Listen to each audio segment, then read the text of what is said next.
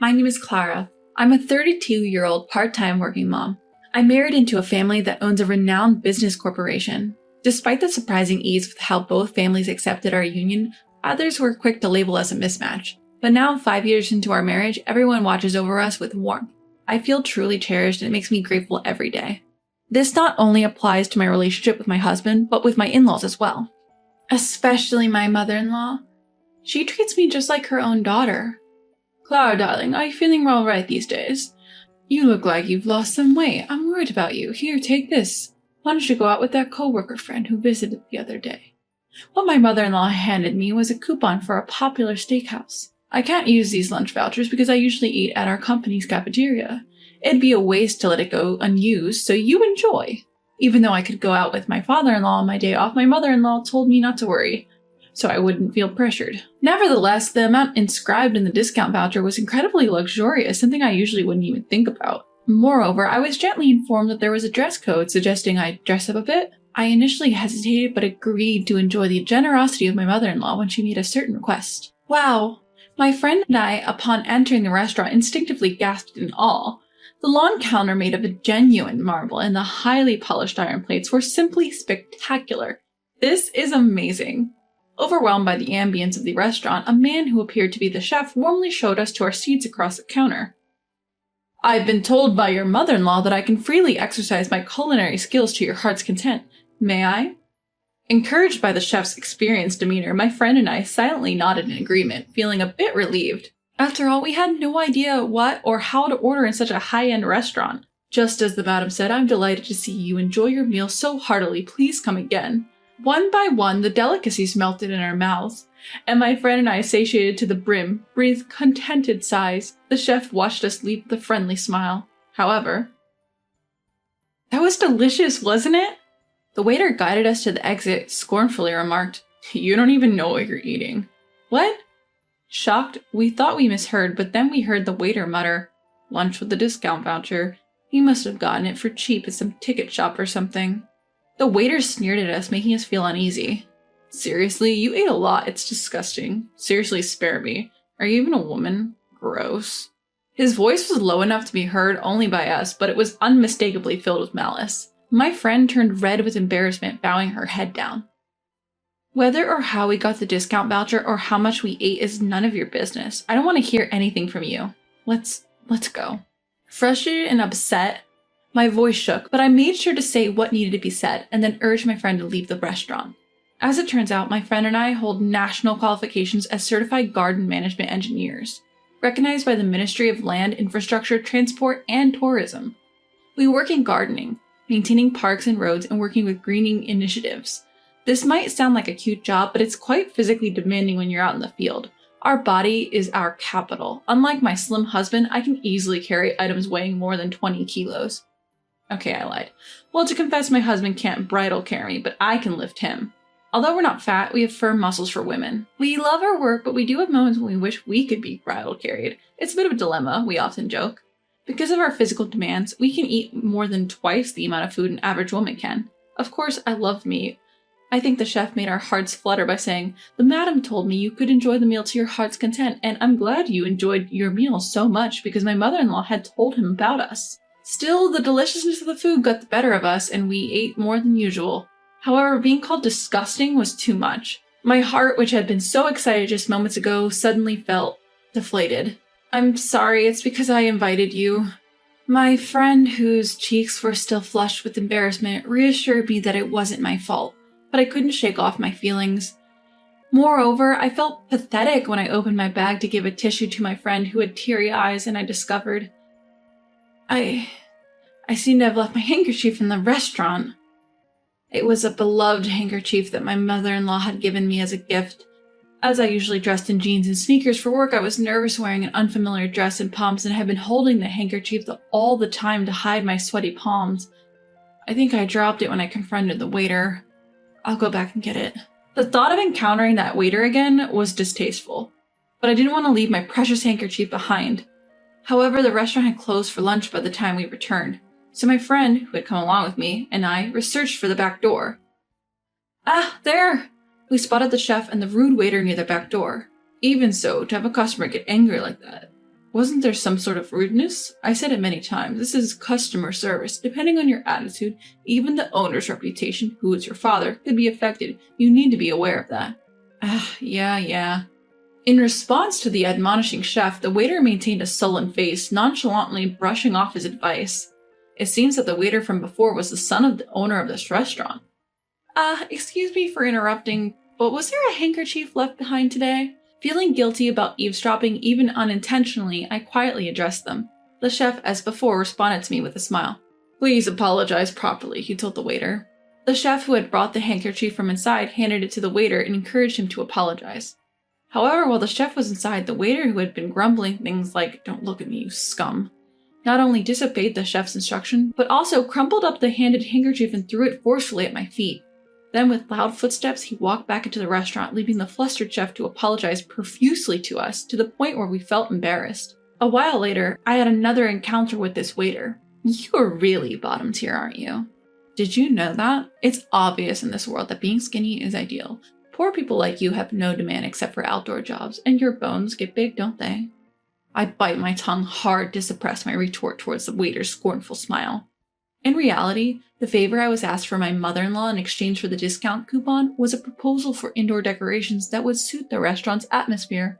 Clara, you also have qualifications in garden decor, right? This restaurant is our business partner. I'd like you to work on it while you're dining there. Wouldn't that be great? It was a kind gesture from my mother-in-law and a delightful work proposal, but today was a discussion while observing actual plans for the arrangement. But I never expected him to be a part of it. Furthermore, he seemed to have tagged along for the inspection, and in the absence of the chef, who usually plays the role of supervisor, he was more intrusive than ever.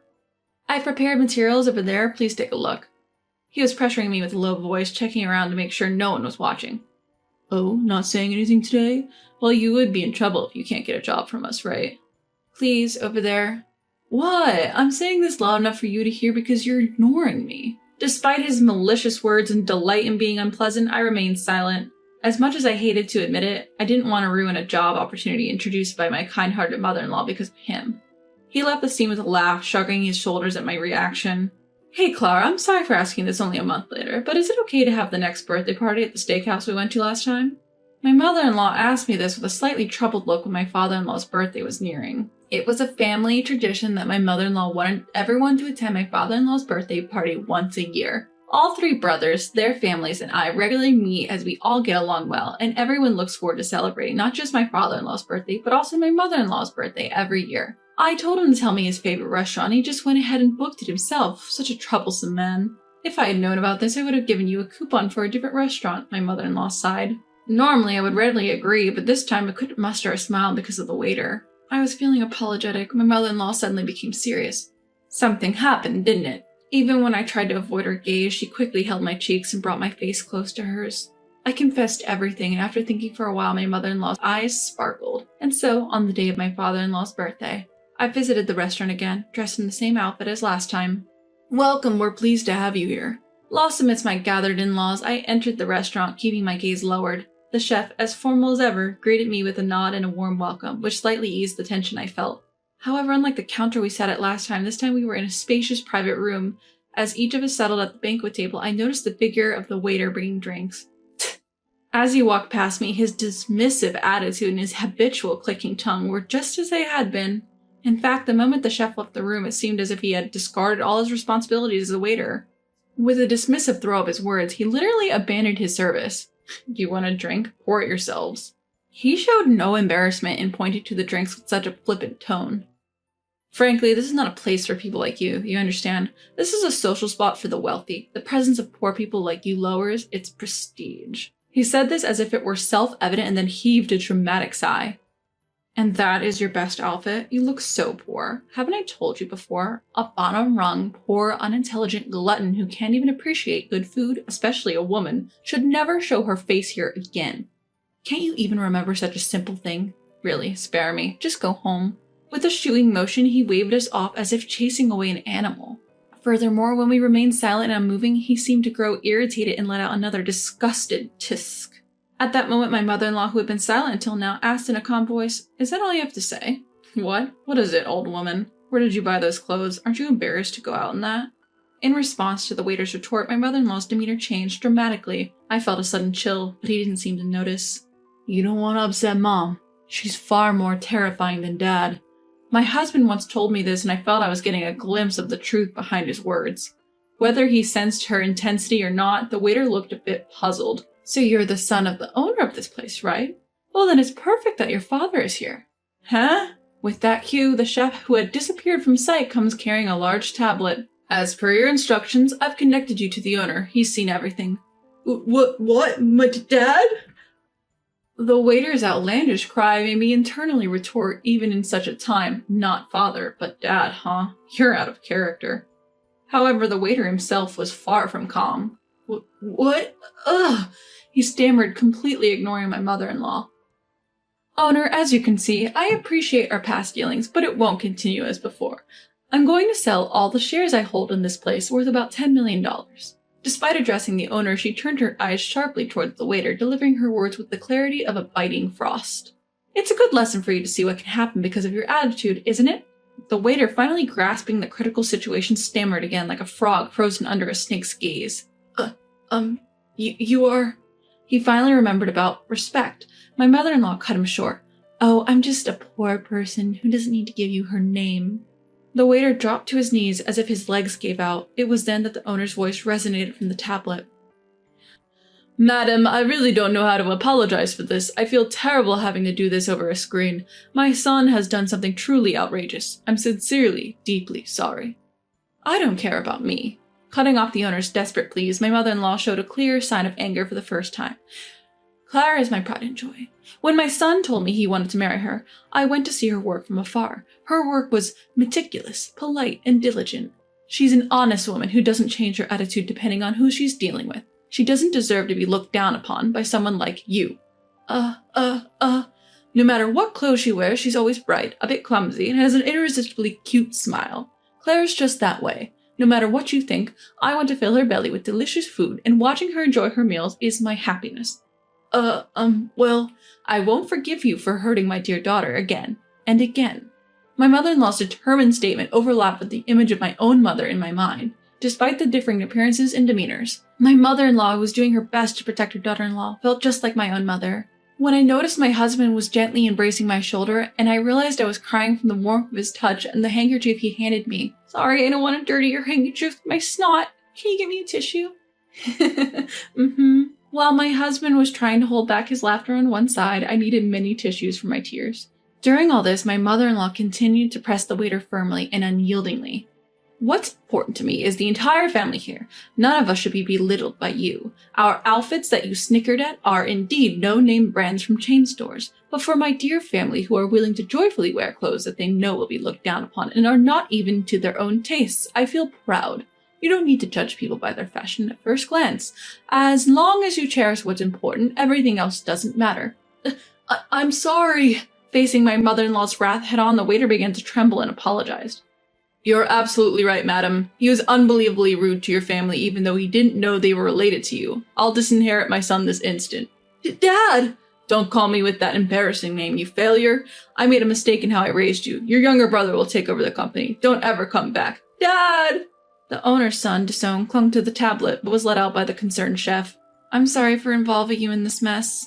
What are you talking about? What happened was just clearing the way to enjoy a delicious meal. Today we're going home saying how tasty and fun it was. Well, if I had to say something to everyone who came along with us, it would be more than just, I'm sorry, right? Huh? Puzzled by her bright insistence, I blurted out, Mother-in-law, you're so cool. The unexpected compliment slipped out of my mouth, causing my husband to burst out laughing, and the rest of my in-laws to clap and laugh heartily. After that, the owner's son seemed to be struggling to live in a small apartment after being kicked out of his large family home.